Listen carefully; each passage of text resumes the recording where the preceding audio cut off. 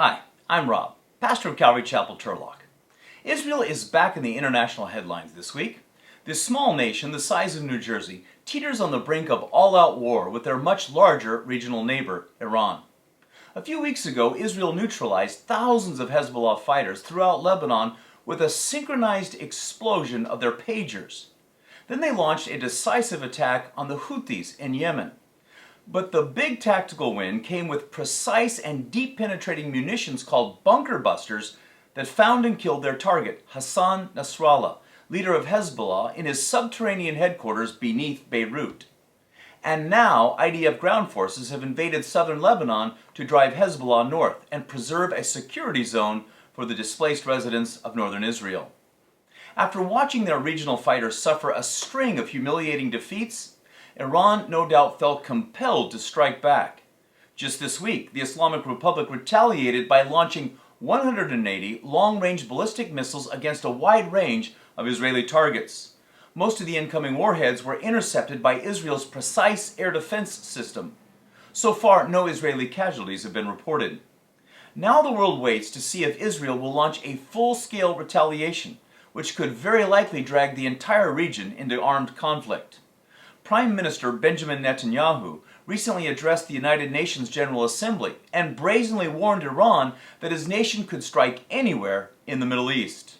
An IDF spokesman said that it would only be a matter of time before Israel responds. We may be tempted to think that this is just more of the same. It's another year of Israel routinely fighting for survival against very hostile neighbors. But we would be wrong to ignore the rising temperature in the Islamic world.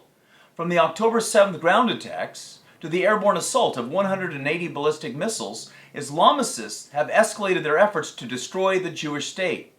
And as dangerous as the situation is geopolitically, I think that as Christians we should see something of great spiritual importance here. Modern Israel is at the center of world attention and has been since its founding in 1948. But Israel is also at the center of world hatred. More UN resolutions have been passed against little Israel than any other nation on the globe. The Jewish state is a plumb line that divides the international community like nothing else. And the question has to be, why? Why is Israel such a lightning rod for the world? And this is something that only we as Christians can truly understand. Israel is at the heart of God's redemptive plan for humanity. They are the key to defining an unfolding timeline of biblical eras. Now that may sound like hyperbole, but it's not. The Apostle Paul explained in Romans chapter 11 that Israel's fall is riches for the Gentiles, and their fullness, which is their acceptance back to God, will be life from the dead. Paul meant that when Israel rejected Christ in his first coming, the glorious gospel went out to the whole world. Israel crucified their king, and the church was born. But there is a day coming when Israel will turn back to God, and when they do, the world will experience a new dispensation, a type of resurrection. Israel's future embrace of Christ will usher in the kingdom of God, where Christ will reign for 1,000 years. We might say Israel is the anode and cathode of modern history. They rejected Christ, and the age of grace was born. But when they receive Christ, the great renewal of the millennial kingdom will begin. And that's why Israel divides the world. Their reconstitution is setting the stage for the kingdom of Christ.